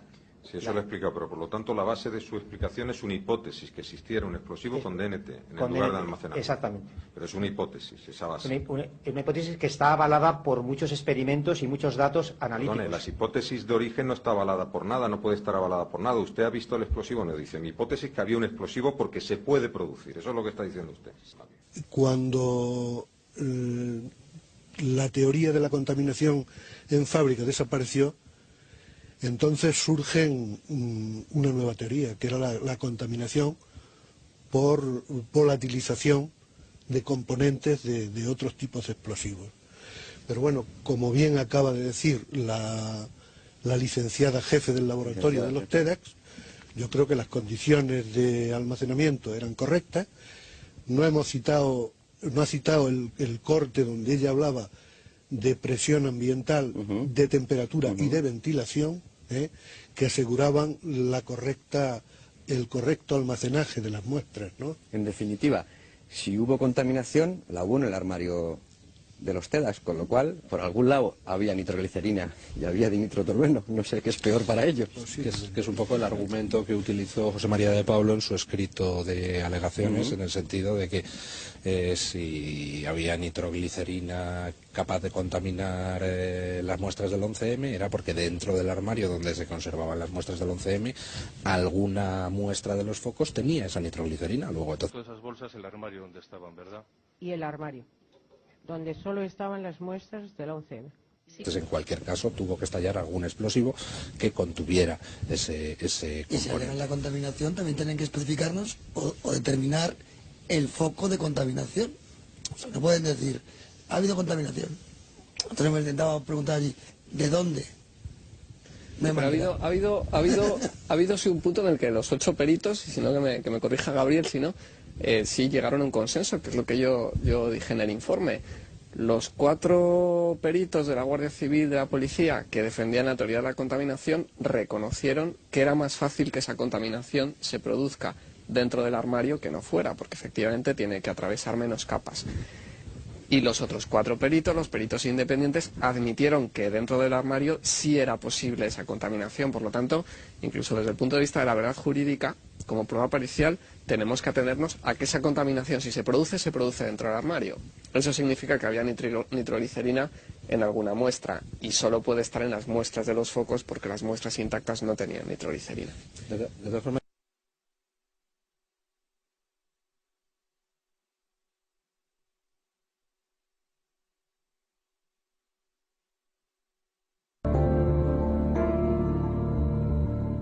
Es la historia de un intento por ocultar pruebas. Así fueron las horas que se vivieron en el laboratorio que analizaba los explosivos utilizados en los atentados del 11M. La clave la tienen los protagonistas de las imágenes y un nuevo hallazgo, nitroglicerina. Un nuevo componente que niega la hipótesis de la goma 2-eco. El funcionario policial Alfonso Vega fue el jefe de la pericia y hombre clave en el laboratorio. Informa de la aparición de la nitroglicerina, aunque insiste sospechosamente en que la cantidad es mínima. Antonio Iglesias es el técnico de la Asociación de las Víctimas del 11M y autor de Titadín, donde cuestiona la conclusión recogida en la sentencia de Gómez Bermúdez. Asegura hoy que en ninguno de los trenes había goma 2-eco. Carlos Atoche es perito de la Guardia Civil. Durante la grabación mantiene varias tesis diferentes a las que sostuvo en el juicio. Finalmente reconoce en el laboratorio la existencia de nitroglicerina. Gabriel Morris es perito químico de la Asociación de Víctimas contra el Terrorismo. Perdió a su hijo durante los atentados del 11M. En las imágenes aparece en segundo plano. Su aportación ha sido clave para descubrir la verdad. En la sala también estaban Andrés de la Rosa, perito policial y el primero en nombrar el componente dinitrotolueno. Carlos Romero, perito independiente y encargado junto a de la Rosa de colocar por primera vez en el cromatógrafo restos de la explosión del pozo. Y José Luis Ferrando, perito de la Guardia Civil, solicita la comparación de las muestras con Titadín. Las muestras que están indicadas en el cromatógrafo de base dan que sí, como que no, que sí, que no, que no, que sí, entonces eso hay que confirmarlo in extremis, ¿de acuerdo? O sea, eso es una cosa, porque puede que sea y puede que no sea. Tan pequeño que es difícil de valorar si existe o no existe, ¿vale? En caso de que aún tengamos... No es tan pequeño, no es pequeño. 3.000 cuentas. 3.000 cuentas con respecto a 3 millones... Tiene que clasificarlas, pero es la realidad. Si aplica todo el razonamiento, me parece perfecto y bienvenida sea. En principio, y entiendo que es una cantidad muy mínima porque es pequeño el tipo de toxina que estoy viendo, pero está ahí. Es una de las moléculas menores. Creo que es todavía muy pronto para... No estamos diciendo que sea muy pronto, muy lento. Pero vamos a decir lo que aparece, coño. No, lo que aparece es un pico. Aparece un pico. A ese tiempo de retención que tiene un 46. ¿Es un 46 que es? Nitroglicerina. No, pues joder. Vamos a ver, que el 46 no es ¿Sí o no? ¿Sí o no? Sí. Vale. Bueno. Salen en ¿sí? Sí. Eso ya, eso hay que trabajarlo mucho. Hay que sudarlo mucho, macho. Sí, sale, sí. Puede que haya otra carga explosiva. Y ya empiezo yo a empezar a dudar yo de Tedas y a cagarme en la madre de ¿De dónde procede? No vamos a hacer famosos ya. ¿Cómo? Famosos. No vamos a hacer famosos esta.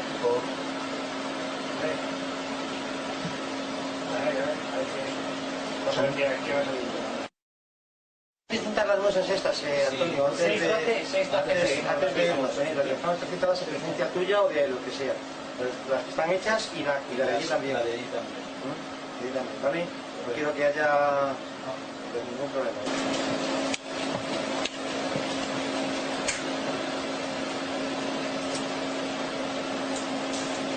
Las diferencias entre los peritos oficiales y los independientes han quedado patentes una vez más. Los primeros siguen insistiendo en la teoría de la contaminación, aun cuando ha quedado demostrado que sometiendo las muestras a un sistema de envejecimiento, esta no se produce. Es una estufa de desecado, tipo de laboratorio, que aproxima de un recipiente estanco, cerrado, y por tanto sometido a calor para desecar. O sea, que meten el explosivo... Metemos allí para ver un poco el envejecimiento que habían tenido las... cerrado, lo calientan para que evapore, se seque y no hubo contaminación. No ha habido ninguna contaminación. Otro perito... A pesar de todas las evidencias, los peritos oficiales seguían insistiendo en la teoría de la contaminación, tanto que al presidente del tribunal no le quedó otra que dejar claro que en todo caso se trataría de una mera hipótesis. Pero ¿dónde está el DNT? O sea, ¿dónde físicamente? Bien, usted dice, no, estamos seguros que es así. Digo, bien, ¿y dónde está? Espera un momento. ¿Y dónde está ese DNT?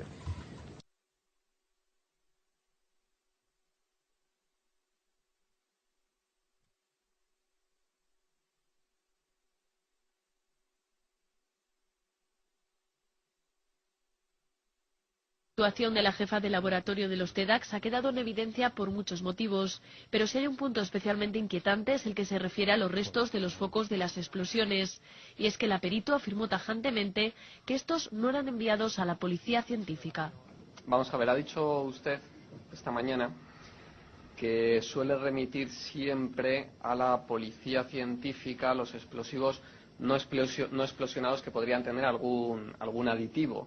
Yo le pregunto, en caso de vestigios de explosivos que sí han explosionado, es decir, los que proceden de focos de explosión, ¿remiten ustedes habitualmente esos restos a la policía científica?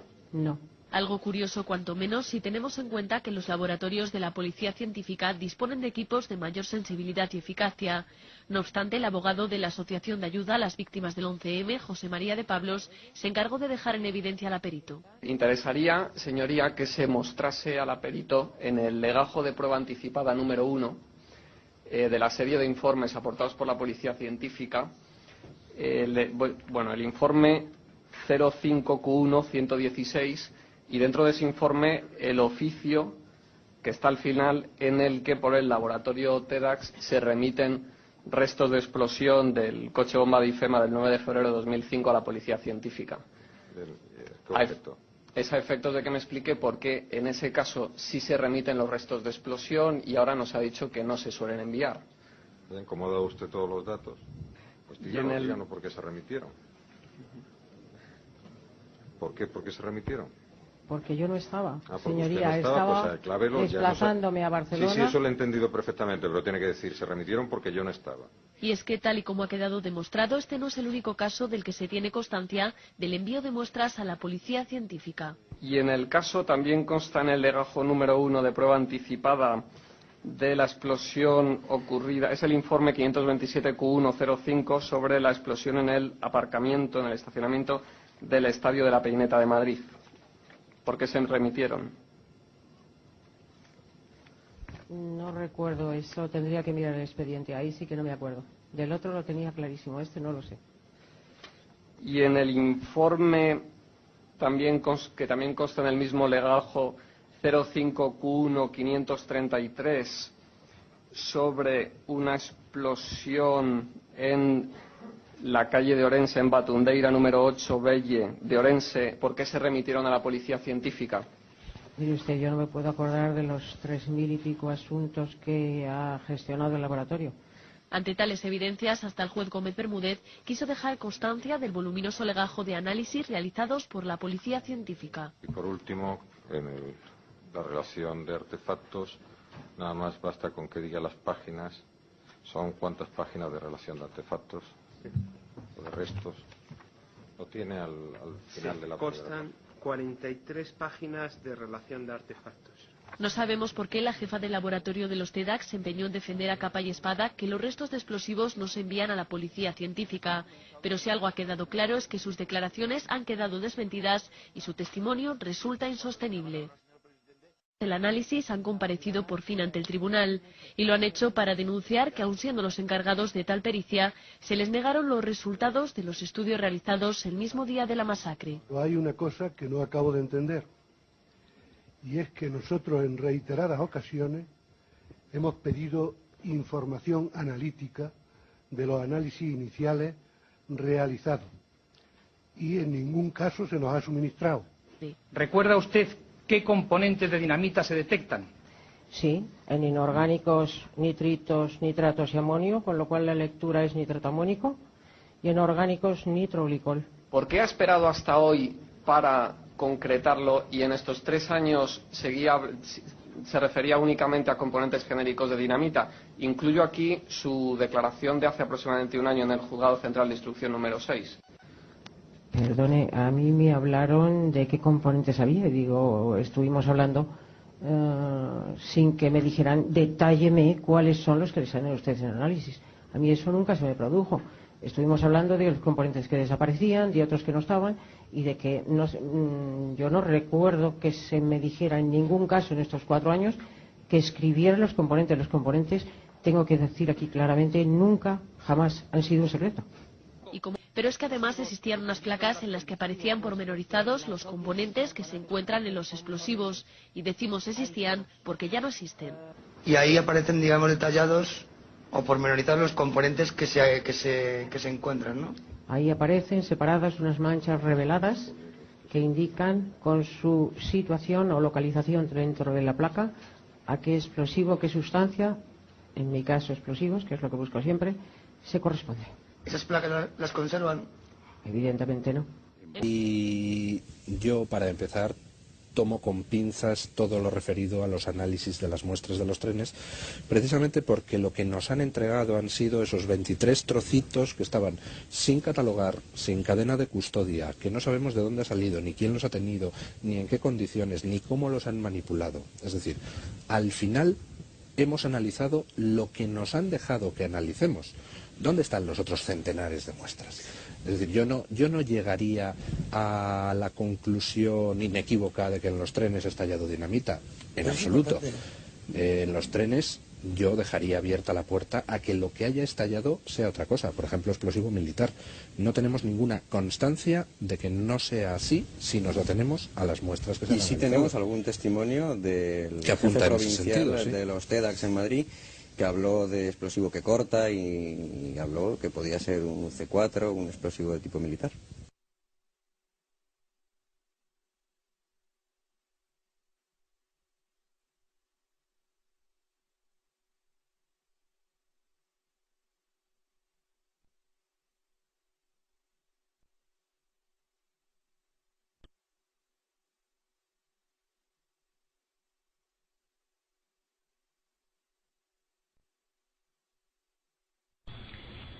¿Recuerda usted la declaración que prestó en el juzgado de Central de Instrucción número 6 el día 12 de julio de 2004?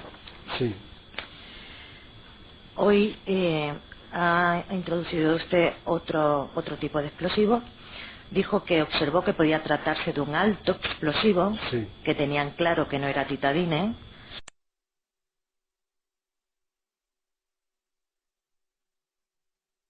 Porque este tipo de explosivo muerde, es decir, no tiene corte limpio, lo que nos acaba de manifestar. En cambio, un alto explosivo corta totalmente, y una vez vistos los resultados de las explosiones, usted dijo que podía tratarse de un C3 o un C4, que es un alto explosivo que procede a cortar limpiamente. Hoy ha introducido también la goma 2F. Sí, pero este tipo de explosivo, la goma 2F y la titadine, ¿no son altos explosivos? No, no lo son.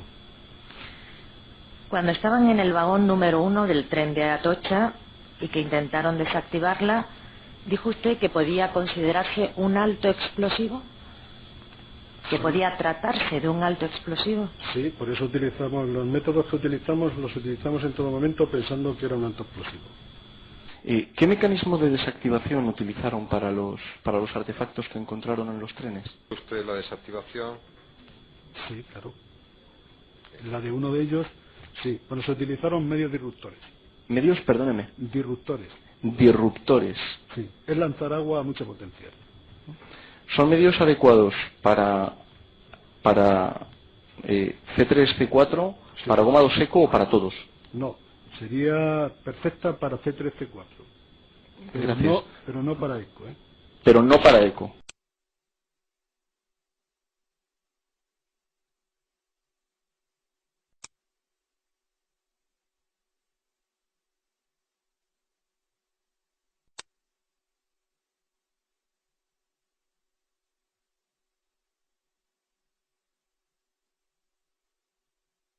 ¿Y finalmente qué es lo que resultó?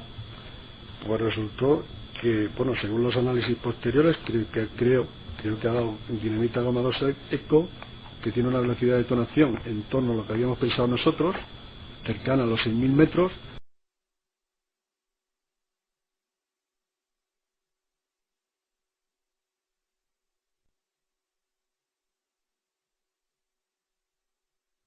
Lo cual quiere decir que podría ser dinamita goma 2 seco, podría ser explosivo. Perdone mi ignorancia y probablemente no lo he entendido. A propósito de lo que se entiende por un alto explosivo, ¿qué se entiende por un alto explosivo? Se lo explico. Una de las características físicas que tiene un explosivo es su velocidad de detonación. Ya he explicado eso, por favor, abreviando. Un alto explosivo es cuando tiene una velocidad de detonación superior a ¿cuánto? Anda en torno a 5.800 metros, 5.600. Por encima de 5.600 alto explosivo. Otra pregunta. Entendido. ¿Qué es más rápido? Creo que lo he contestado, pero posiblemente yo lo haya notado mal. ¿Qué es más rápido? ¿Goma 2 o titadine? Pero es que goma 2, hay goma 2 EC, goma 2 eco. Goma 2 eco. Es muchísimo más alta la dinamita goma 2 eco. Ya se lo dije. Yo, por lo que he estudiado después del tema ronda los 5.600, 5.700.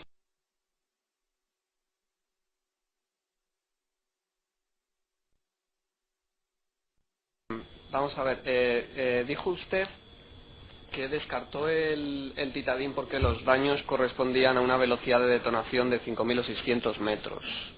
He creído oír.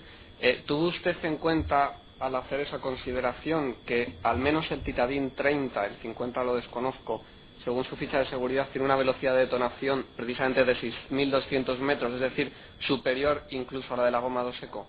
Con el paso del tiempo, ese tipo de dinamita que está hablando usted va perdiendo esa velocidad de detonación. Y esas características que pierde hace que los efectos disminuyan en proporción a la velocidad que pierde. Usted ha dicho que la goma 2 eco no pierde esa velocidad de detonación porque contiene, espero que tenga aquí apuntado, nitrato de amonio y nitroglicol. Efectivamente. Es que, si no me equivoco, en la ficha del titadín 30 parece que también tiene estos dos componentes. Eso se lo pregunten al químico porque exactamente no lo sé. Oriol Moris, vicepresidente de la AVT, padre de una de las víctimas de los atentados y que ha participado como perito en la prueba pericial ordenada por el juez Gómez Bermúdez. Muy buenas noches, Gabriel. Aquel día, porque es que hay imágenes de la policía científica y los TEDx recogiendo multitud de restos. Resulta que al final, ¿cuántas muestras os han entregado de los trenes? 23, ¿no? Nos entregaron 23 muestras, pero las 23 muestras estaban compuestas fundamentalmente por clavos, o sea, no eran muestras de explosivos, eran muestras de clavos que podrían haber recogido explosivos. Partes metálicas y algunas partes como fibra de vidrio o tejidos o bolsos que podrían haber absorbido también el explosivo. ¿Y os han explicado dónde están el resto de muestras que tuvieron que recogerse o no? En absoluto. No hemos recibido ninguna información en ese sentido. ¿Y estas muestras que os han entregado, existe alguna constancia de que verdaderamente vienen de los trenes o...? No, porque no hemos conocido tampoco, a pesar de que lo hemos pedido en reiteradas ocasiones, la cadena de custodia de dichas muestras. Y además de eso, sí se nos informa de que estas muestras habían sido lavadas previamente para realizar análisis. Con lo cual ya poco explosivo quedaba en lo que os entregaré. Exacto. Luego veremos un gráfico donde, bueno, pues resulta espectacular ver con qué habéis tenido que trabajar, ¿no? Es que soy muy mal pensado, no lo puedo evitar, pero se analiza, no aparece DNT, se vuelve a analizar, aparece DNT, se vuelve a analizar, aparece DNT y nitroglicerina, siempre para hábilmente ir enmascarando la aparición de componentes extraños en las muestras de los trenes, ¿no? Pero vamos a ver unos gráficos que ha traído Gabriel, porque resultan ilustrativos de con qué se ha trabajado y cuáles han sido los resultados. Vamos a ver el primero de los gráficos, que lo que nos dice es cuál es el residuo fijo de explosivo con el que habéis podido estar haciendo las pruebas. En el gráfico, la primera de las columnas indica el número de muestra y la columna de la derecha indica la cantidad en gramos de residuo que pudisteis obtener después de lavar esas muestras, ¿no? Exacto, que en definitiva fue el residuo que tuvimos que utilizar para la toma de muestras de los distintos análisis. Y resulta que la muestra que más residuo tiene, es decir, la muestra que os dio más materia con la que poder hacer los análisis, no llega ni a 0,1 gramos. Efectivamente. Y en total, entre todas las muestras, no llega ni a 1 gramo. Esa es la verdad. O sea, esto es lo que la policía dice que pudo recoger en los trenes. Eso es lo que se nos entregó al inicio de la pericia. Bien, bien. Y dentro de estas muestras, pues hay una que es la famosa muestra M1, que podemos ver en el gráfico siguiente, pues una comparativa con lo que fue, con lo que es la titadine, que es el explosivo que ETA ha utilizado en muchas ocasiones, y resulta que ahí lo que vemos, arriba está, corrígeme Gabriel si me equivoco, la muestra patrón de titadine. Bueno, no es exactamente la muestra patrón, es una muestra de referencia. Obtenida de la caravana de Cañaveras. Exacto, Ajá. Que aportó la Guardia Civil como muestra de referencia para que nos sirviera un poco de punto de partida para y ahí se ve un interpretarlo. pico de nitroglicerina, no, perdón, de nitroglicol a la izquierda, luego en el centro un pico gordo de nitroglicerina. Exacto. Y luego a la derecha dos picos más pequeños de isómeros del dinitrotolueno. Correcto. Exactamente, que esos son los componentes, digamos, principales. Una pregunta, ¿por qué aquí no sale el nitrato amónico? Porque el nitrato amónico no sale en esta técnica. Ajá, el nitrato amónico, como es soluble en agua, sí, es inorgánico, se analizó por una técnica diferente, la electroforesis capilar. Ajá. Y luego en la parte de abajo del gráfico lo que vemos es cuál fue el cromatograma obtenido en la muestra M1. La famosa muestra de polvo de extintor, que lo que tenemos es el pico de nitroglicol, luego un pico de nitroglicerina más bajo que en el titadine, y dos picos a la derecha de dos isómeros del dinitrotolueno, y un último pico que no sé a qué corresponde. Sí, ese corresponde al aftalato. Los aftalatos, el eftalato de dibutilo, sí, se encuentran con bastante frecuencia por esta técnica, y no hay que asociarlo obligatoriamente al compuesto que estamos analizando. Porque puede provenir de plásticos o de pinturas. Exacto. Ajá. Yo querría hacer una observación, y es que no podemos hacer un análisis cuantitativo. Sí. Bueno, claro, porque no porque estamos la hablando de una intensidad no muestra está de relacionada con el contenido de ese compuesto en la muestra. Porque de lo que estamos hablando no es de un trozo de explosivo, sino de un polvo de extintor que se arroja, que se impregna. Exacto. Y que puede haber absorbido unos componentes más. Exacto. U otros componentes menos. Exacto. Ajá.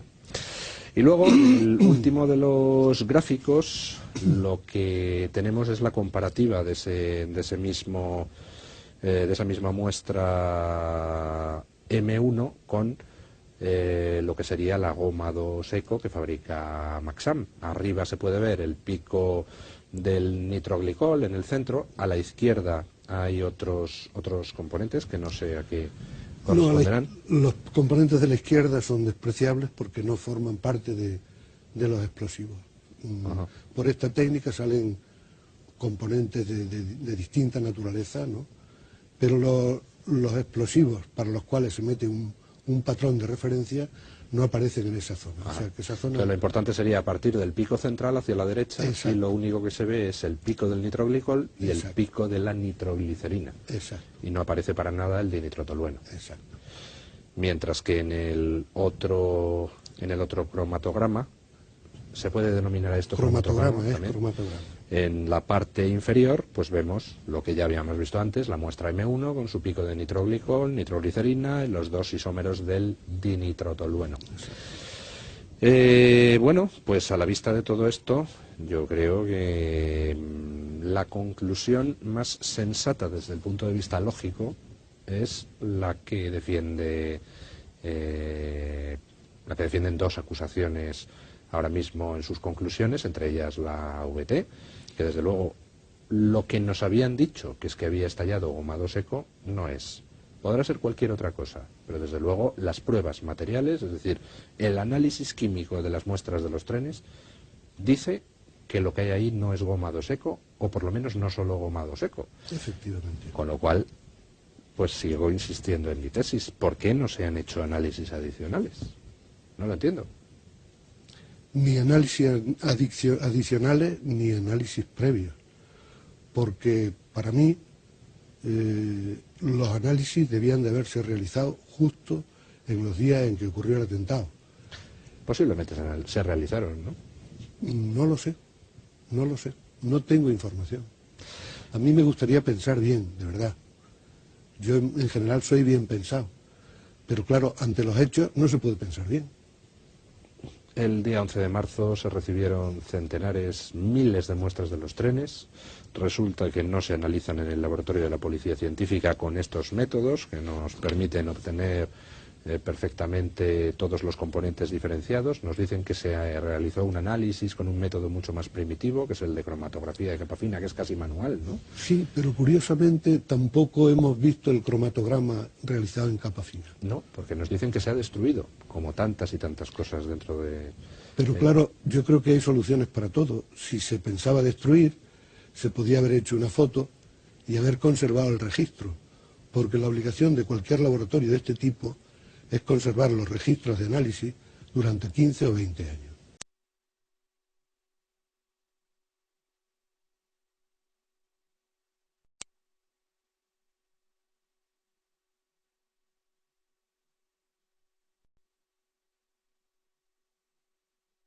Que eran de muy pequeña cantidad, la mayor cantidad de ellas era 1/10 de gramo.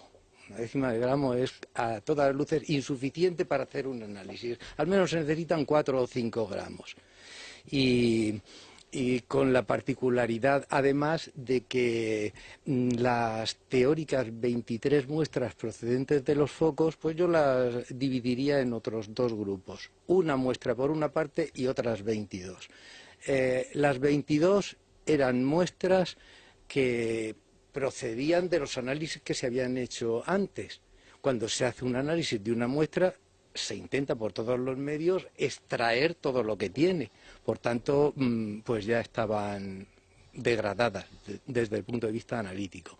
Y solo una podía aportar más luz sobre lo que queríamos analizar. En esa situación en la que estaban ustedes, hicieron saber a la autoridad competente que realmente no tenía mucho material sobre el que realizar la prueba. Sí, efectivamente, nosotros ya de principio vimos que era material insuficiente, pero bueno, no obstante, determinando los procedimientos a aplicar, pues pensábamos que podíamos sacar siempre algo. Siempre, si se hubieran guardado las aguas de lavado, porque normalmente cuando se quiere determinar una analítica, lo que se hace es hacer un lavado con agua o con acetona, con un disolvente, y esas aguas, lógicamente, arrastran todos los componentes. Claro. Evidentemente, si se hubieran guardado esas aguas de lavado, pues hubiéramos podido hacer un contraanálisis, primero de las analíticas que se ha hecho con ese arrastre de esas aguas que cuando preguntamos por ellas nos dijeron que no existían, que se habían destruido. Cuando pedimos más muestras, se nos dijo por el director de pericia que no había más muestras, que lógicamente los trenes se habían desguazado, la parte que explosionaron se habían desguazado y se habían fundido en un altorno en Vizcaya. Así nos contestó. Pedimos por escrito, como dice don Carlos, al director de la pericia. Pedimos también que si habían otros restos, por ejemplo, ropas o algún objeto que pudieran llevar las víctimas, que nos los proporcionaran, pero no fue posible, de ninguna manera. Entiendo que el hecho de que de manera rapidísima fueran destruidos los trenes no es algo habitual. No es nada, ni en absoluto es habitual. Cuando se tiene una prueba, pues lógicamente se conserva, y se conserva con la cadena de custodia correspondiente. Es decir, además a mí me sorprendió mucho que podemos estar muy orgullosos los españoles porque tenemos un centro de investigación policial modélico, es decir, en medios es modélico. Y siendo un centro de estas características, donde hemos estado trabajando mis compañeros y yo 3 meses y medio largos, pues evidentemente a mí me sorprendió muchísimo la dejadez no de responsabilidad, no sé cómo llamaría yo el tema, pero esta dejadez en la falta de custodia, el que desaparecen las pruebas, que uno pida las aguas de lavado, no existan las aguas de lavado, bueno, pues dame las analíticas o llévanos donde se han estado guardando las muestras, tampoco se nos enseñó. En fin, hay toda una serie de hitos y acontecimientos que están todos filmados, además, porque eso sí se cuidó